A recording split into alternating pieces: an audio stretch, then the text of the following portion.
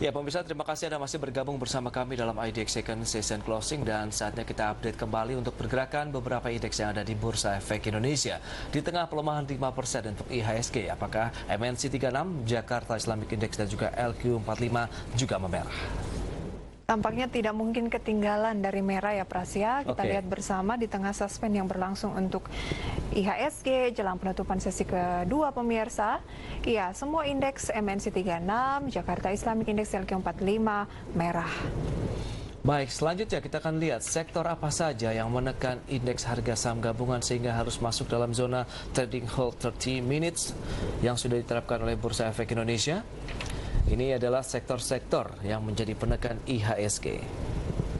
Ya, seperti yang bisa Anda saksikan di layar televisi Anda, ada industri dasar mengalami tekanan hingga 8,48%.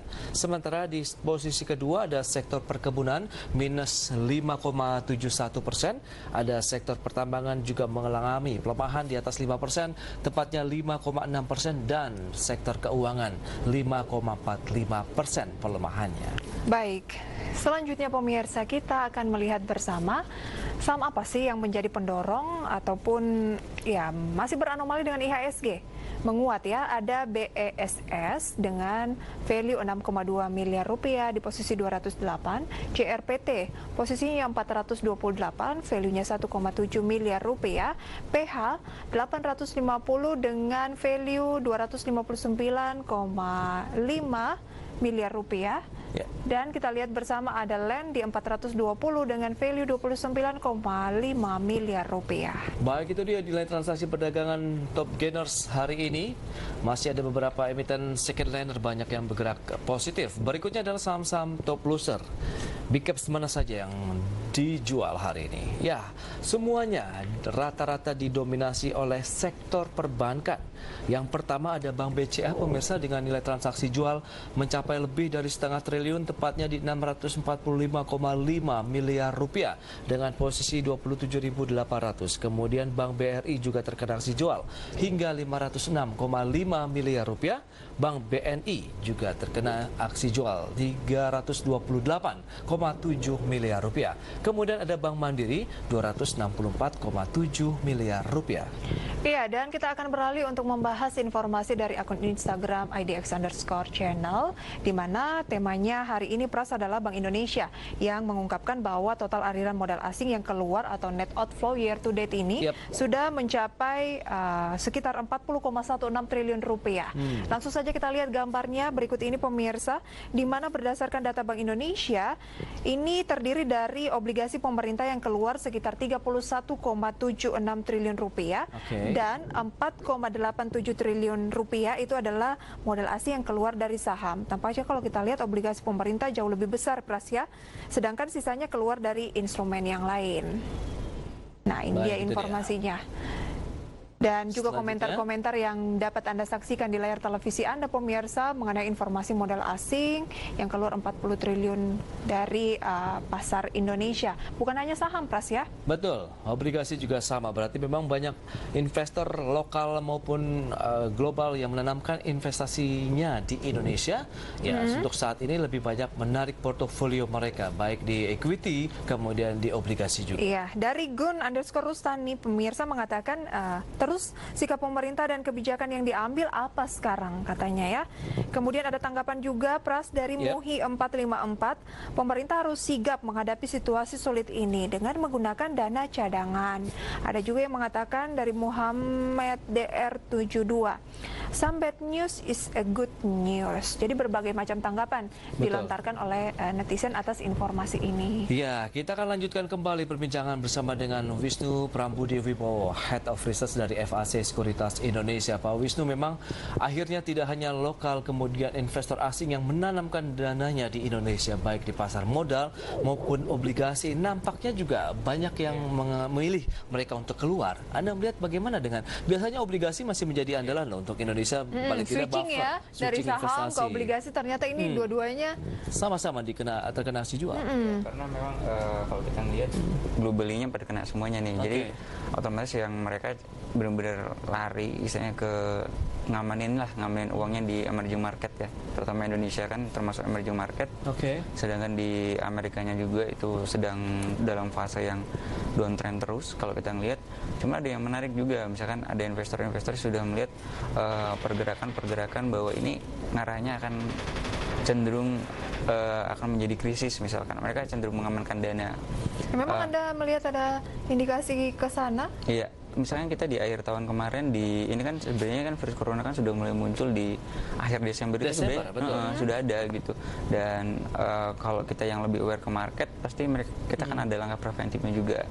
Kalau kita ngeliat perdagangan hari ini memang asing sebenarnya tidak terlalu banyak jual ya, karena memang ini hanya 281 miliar. Betul. Namun karena jumlah pembeli ataupun minat beli dari investor domestik juga tidak terlalu tinggi, otomatis ya itu tadi dominasinya tekanan jual. Istilahnya itu yang semakin menekan. Dengan trading hold kemudian Anda melihat bagaimana potensi dari pergerakan indeks ke depannya atau paling tidak esok hari, karena 30 menit kan sudah melewati ya posisi closing hari ini ya. Untuk esok hari peluang dari penurunan indeks di atas 5% ini masih berlanjut karena kan atau tidak? Disampaikan bahwa 5.000 tahanan pertama, kemudian 48, sekarang sudah disentuh. Gimana kira-kira kelanjutannya? Support berapa untuk IHSG? Kalau kita ngelihat nyambung lagi tadi untuk besok ya kelihatannya masih akan cenderung tertekan juga ya, terutama akhir pekan ya. Akhir pekan itu banyak investor yang cenderung mengamankan lah, atau bahkan mereka saat ini masih wait and see nih setelahnya ketika ingin masuk, karena ngelihat indeks semakin tertekan mereka akan cenderung wait and see. Dan kalau saran saya juga jangan dulu masuk buru-buru ya, karena memang posisinya kalau kita ngelihat itu ada peluang dapat diskon lebih dalam lagi. Lebih Berapa? jauh lagi. Iya. Jauhnya tuh ke berapa?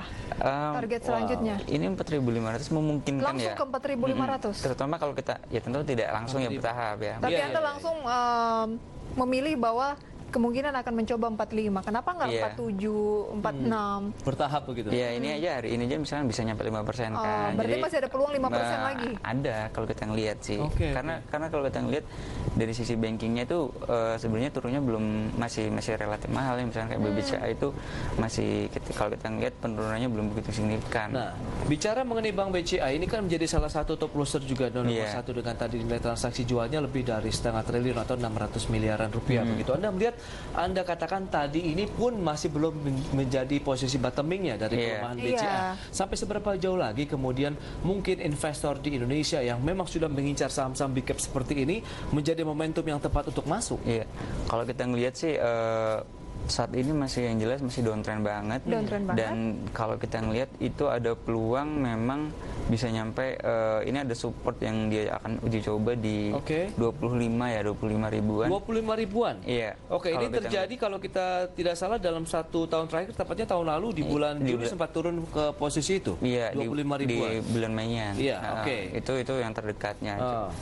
Iya, di bulan Mei berarti ya. Iya, di bulan Mei-nya. 25 ribuan. Masih ada posisi ke sana, sementara year to date sebenarnya sudah turun sekitar 17%. Jadi kalau baru mau akumulasi perbankan merasa ini sudah murah, belum ya? Belum, kalau saya yang lihat sih masih ada peluang, masih ada potensi dia buat turun. Kalau misalnya BBCA saja masih ada potensi ke 25.000 padahal sudah turun dari awal tahun 16%, BRI gimana?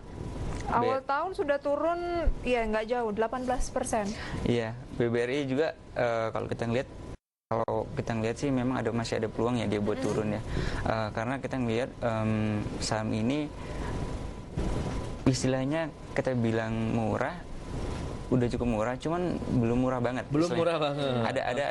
Ada yang nyebut gini, ada yang menyebutkan bahwa saham berfundamental bagus dan saham bagus. Jadi kayak gini, berfundamental bagus itu ketika misalnya BBRI saat ini berfundamental bagus, cuman secara valuasi dia belum menarik. Betul.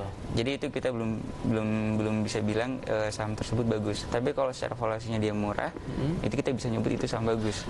Baik, dari sisi nilai wajar, Bank BRI misalnya, Anda katakan tadi memang ini belum menyentuh posisi wajar dengan penguatan yang memang sempat terjadi juga kan beberapa waktu sebelumnya. Tapi pelemahan year to date yang tadi sudah dikatakan cukup tinggi juga, Anda melihat ini lagi-lagi bottomingnya berapa? Kalau BBCA bahkan lebih jauh ke 25.000, ini tentu masih peluang yang sangat menjanjikan kalau kita bisa menunggu di posisi 25 ribuan. Nah, kalau Bank BRI seberapa dalam lagi? Hari ini hampir 8% loh. Iya, BBRI ya. BBRI ini memang kalau kita ngeliat ada support yang cukup jangka panjang ya. Jangka panjang kita ngeliat di 3.000-an ya. 3.000? 3.000 itu sempat terjadi di Juni 2018. Kalau kita ngeliat, karena kita nggak pernah tahu nih. Sekarang banyak investor yang sedang istilahnya takut ya. Jadi terutama ngelihat globalnya masih seperti ini, belum ada. Memang kalau kita ngelihat dari pemerintah sudah ada stimulus-stimulus yang sudah mulai keluar kan. Betul. Misalkan kayak PPh 21, PPh 22, PPh 25. Cuman kalau kita ngelihat buat investor yang belum masuk, ini masih tetap kita sarankan untuk wait and see dulu. Wait and see dulu, ada peluang BBRI ke 3.000, kemudian tadi ada peluang BBCA masih ke 25.000, IHSG ada peluang ke 4.500. Nanti akan kita bahas lebih jauh selain sektor perbankan, plus industri dasar nih yang paling tertekan tadi. Dalam. Kita akan nanti lanjutkan di segmen berikutnya, dan tidak lupa juga kami mengajak Anda pemirsa untuk aktif berpartisipasi dengan mengajukan pertanyaan langsung pada kami lewat telepon interaktif maupun WhatsApp interaktif. Kami segera kembali.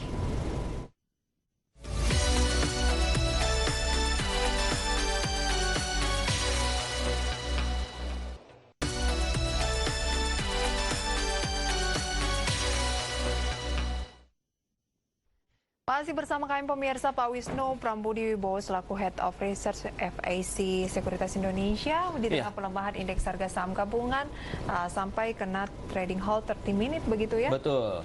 Dan langsung saja kita ulas kembali dengan kondisi seperti ini. Tadi sektor perbankan di tengah pelemahan yang memang rata-rata semuanya masuk dalam deretan top loser, justru Anda melihat Pak Wisnu ini menjadi peluang untuk entry, tapi kita harus bersabar dulu. Iya, sabar dulu. Jangan terburu-buru karena masih ada bottoming ataupun support berikutnya yang masih harus ditunggu ya. Seperti tadi kita lihat Bank BCA di 25 ribuan, kemudian Bank BRI di level 3 ribuan. Nah, bagaimana nanti setelah pembalikan arahnya? Apakah akan kembali ke posisi sekarang saat ini atau akan lebih tinggi lagi? Biasanya kalau kita berkaca dari 9798 ya, itu pasca penurunan drastis di tahun berikutnya dia ada ribuan yang cukup cepat. Berikutnya? Tahun berikutnya. Berarti ya 2021 atau paling tidak semester kedua, itu pun kalau corona berangsur membaik. Tapi kalau kita tidak berharap ya, semakin larut ya belum tahu. Kasusnya terus 2008 juga indeks kita turun drastis nyampe 50%, terus di 2009 dia recovery. Menutup pelemahan yang terjadi. Nah, kira-kira berapa resisten atau gain yang bisa didapatkan dengan kesabaran kita yang harus ditumpuk gitu untuk mengambil posisi sektor perbankan yang sedang mengalami diskon besar-besaran ini? Kalau kita ngelihat yang historical sebelumnya itu bisa di atas 50% ya secara ISG-nya ya. Ketika dia turun drastis banget. Cuman kalau kita ngelihat hari ini indeks kita aja udah turun 22%. Ini sebenarnya kalau kita ngelihat dia bisa koreksi 30% saja, kita sudah mulai istilahnya melirik nih sama nih yang menarik, yang sudah dapat diskon sangat signifikan, tapi dia punya fundamental bagus. Jadi yang akan kita cari adalah fundamental bagus dan saham bagus. Jadi fundamentalnya sudah bagus dan sahamnya bagus secara nilai. Nah, saat ini ada nggak yang begitu? Nah, fundamental bagus, sahamnya bagus. Nah, misalkan sebenarnya kayak kalau di banking itu sebenarnya yang sudah murah itu misalkan seperti BBNI itu udah murah banget. Ini kita berbicara baru mau beli ya? Banking itu udah murah banget. Cuman kalau untuk BBCA kalau kita ngelihat itu masih ada peluang, memang share valuasinya sudah mahal ya. Karena ditahan dulu ya, Pak Wisnu. Kita akan langsung saja bergabung bersama rekan Clara Antawijaya ini yang akan melaporkan informasi penutupan perdagangan di sesi kedua, meskipun sebenarnya tadi sudah disuspend dari 30 menit yang lalu ya. Betul, silakan rekan Clara. Ya baik rekan Prista Sombodatu dan juga rekan Prasetyo Wibowo dan pemirsa Dex Channel, sekarang saya akan update pergerakan indeks harga saham gabungan dari mulai sesi pertama hingga sesi kedua. Dan pemirsa, memang indeks harga saham gabungan pada pagi ini memang tergelincir sebanyak 4% di level 5.040 dan belum juga genap penutupan perdagangan sesi 2. Otoritas Jasa Keuangan memerintahkan Bursa Efek Indonesia untuk melakukan trading halt, yaitu pemberhentian perdagangan sementara selama 30 menit pada pukul 15.40 waktu Indonesia Barat. Dan seperti yang kita lihat adalah Indeks harga saham gabungan pada penutupan perdagangan kali ini mencapai lebih dari 5%, yaitu tepatnya di 5,0%, 5,01%, menuju level 4.895. Dan hal ini mengartikan bahwa terjadi penurunan sebanyak 258 basis poin, pemirsa. Dan frekuensi perdagangan hari ini juga cukup ramai, sepertinya terdapat 415.000 kali perdagangan, sehingga dari mulai perdagangan sesi pertama hingga sesi kedua, indeks harga saham gabungan membukukan transaksi sebesar 5,2 triliun rupiah. Dan memang terdapat 5,02 miliar lembar saham yang diperdagangkan pada perdagangan kali ini. Dan pemirsa, terdapat saham-saham melemahlah yang mendominasi pergerakan indeks harga saham gabungan kali ini. Terdapat 398 saham yang bergerak secara melemah dan juga terdapat 39 saham saja yang bergerak secara menguat dan juga sisanya 80 saham yang bergerak secara stagnan. Dan pemirsa, secara year to date, indeks harga saham gabungan mengalami koreksi sebesar 22,28% dan indeks harga saham gabungan pada pagi ini pada hari ini juga sempat menyentuh level terendahnya di level 4.895 dan level tertinggi di 5.040. Dan apabila kita melihat kinerja indeks harga saham gabungan juga senada dengan pergerakan mayoritas saham bursa Asia, di mana maksud kami di mana mayoritas bursa saham Asia berada di zona merah seperti Nikkei Index dengan pelemahan 4,41%, Hang Seng Index dengan pelemahan 3,66% dan juga Shanghai Composite Index dengan pelemahan 1,56% dan juga Straits Times Index dengan pelemahan 3,68%. Dan pemirsa, apabila kita melihat memang pergerakan penetapan status pandemi dari WHO terkait dengan coronavirus memang membuat pasar semakin kotar-ketir, pemirsa, di mana kini total kasus kumulatif COVID-19 lebih dari 40 negara mencapai 125.000 kasus, pemirsa. Dan wabah COVID-19 di Indonesia juga semakin merebak dan sehingga Bank Indonesia juga sedang menghitung ulang proyeksi pertumbuhan ekonomi Indonesia pada tahun 2020. Dan Bank Indonesia mencatatkan aliran modal asing keluar dari Indonesia hingga hari ini Rabu 11 Maret 2020 sebesar 40,16 triliun rupiah. Dan nilai itu meningkat dari catatan BI pada tanggal 27 Februari 2020 yang sebesar 30,8 triliun rupiah. Berikut yang dapat saya sampaikan, kembali ke Prisa dan Pras di studio. Yang sebesar 30,2. Baik.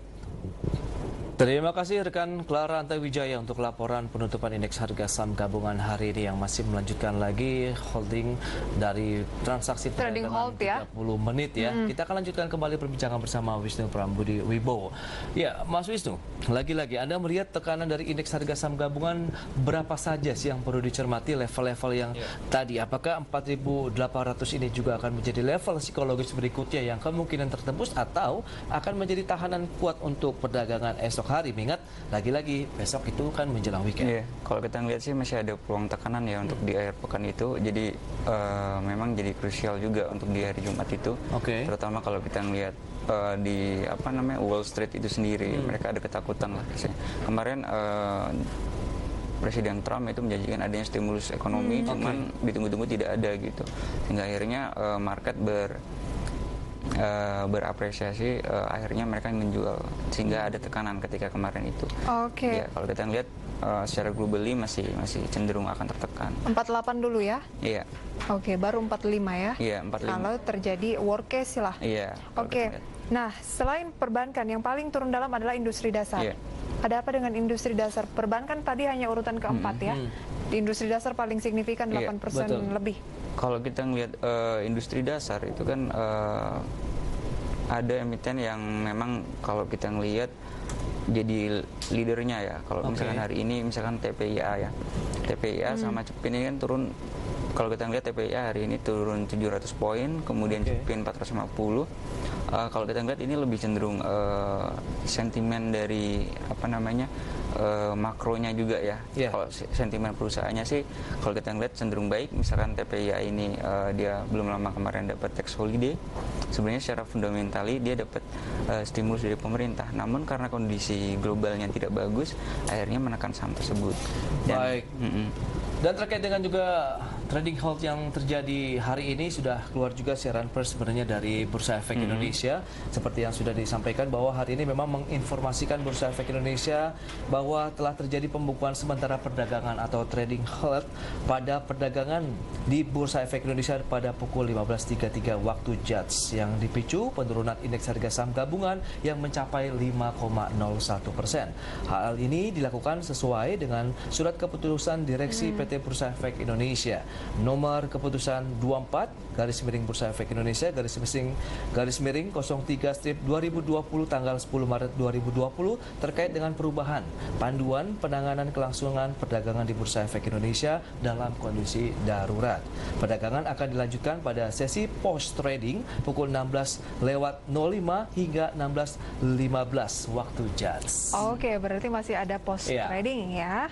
Bagaimana, Mas Yusuf? Sedikit tanggapan Anda. Ya, memang ini langkah yang dilakukan bursa untuk menahan terjadinya penurunan ya. Oke.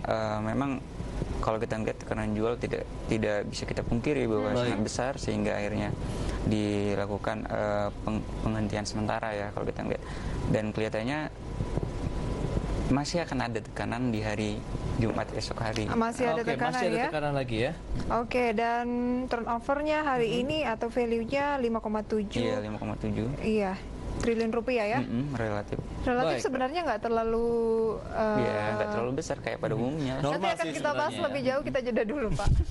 Baik pemirsa, tidak lupa kami kembali mengajak Anda untuk aktif berpartisipasi. Kita akan menganalisis terkait dengan pergerakan indeks harga saham gabungan hari ini usai jeda berikut ini.